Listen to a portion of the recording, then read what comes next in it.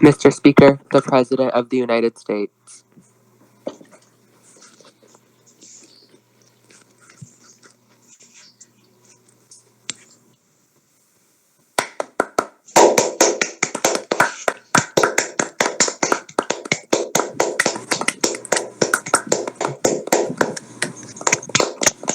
A period. Turn up. Turn up. A. Thank you. Period.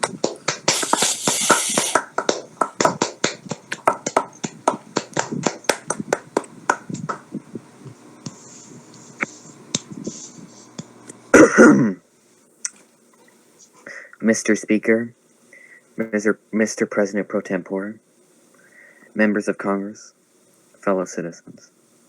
Our Constitution declares that from time to time the President shall give to Congress information about the state of our Union. 58 years ago, John F. Kennedy declared to this chamber in one of those State of the Unions that the Constitution makes us not rivals for power, but partners for progress. It is my task, then, he said, to report the State of the Union. To improve it, however, is the task of us all. Today I address you midway on our journey and yours, to address the conflicts and problems of our times, to improve the state of our Union, and make certain that no man, woman, or child suffers the bleakest poverty or the inability to receive basic necessities to survive. The economic crisis has tested our ability to accomplish that, but we are ready to make certain that every American can achieve their own dream. Our country is respected on the world stage, and our leaders can be seen with integrity. These are the times. Period. Period. Yes. Period. These are the defining challenges of our time, and our ability to unfold a chapter to see these attributes true is our challenge.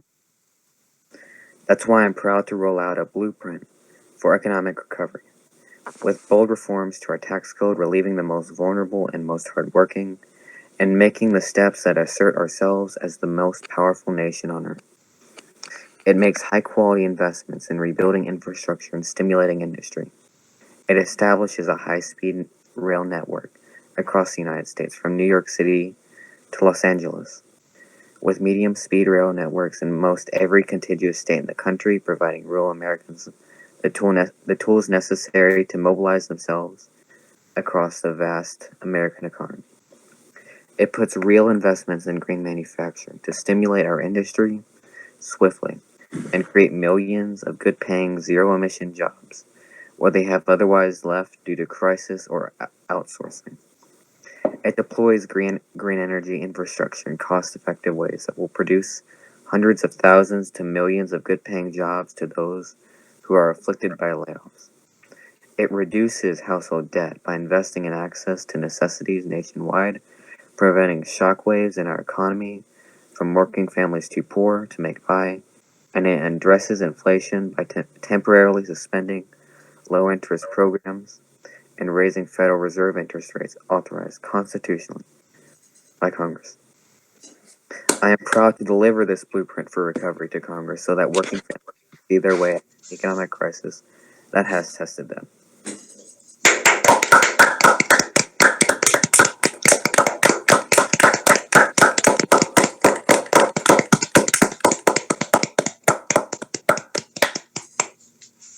It is our duty now to begin to lay the plans and determine the strategy for the winning of a lasting peace and the establishment of an American standard of living higher than ever known before.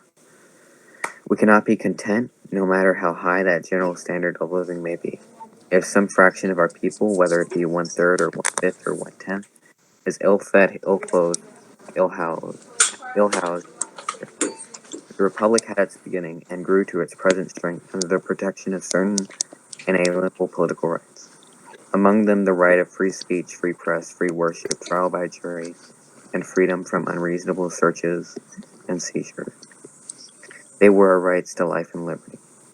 As our nation has grown in size and stature, however, as our industrial economy expanded, these political rights proved inadequate to ensure us equality in the pursuit of happiness. We have come to the realization of the fact that true individual freedom cannot exist without economic security and independence. Necessitous men are not free men. People who are hungry and out of a job are the stuff of which dictatorships are. We open a new era in our history. We bridge the meanings of our founding beliefs with the realities of our time.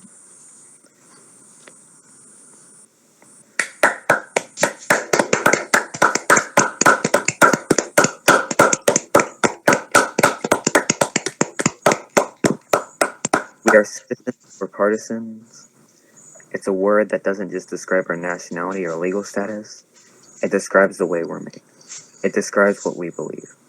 It captures the enduring idea that this country only works when we accept certain obligations to one another and to future generations, that our rights are wrapped in the rights of others, that well into our third century as a nation, it remains the task of all of us, as citizens of these United States, to be authors of the next great chapter in our American story.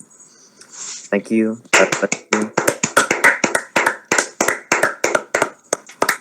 God bless these United States of America. You lie.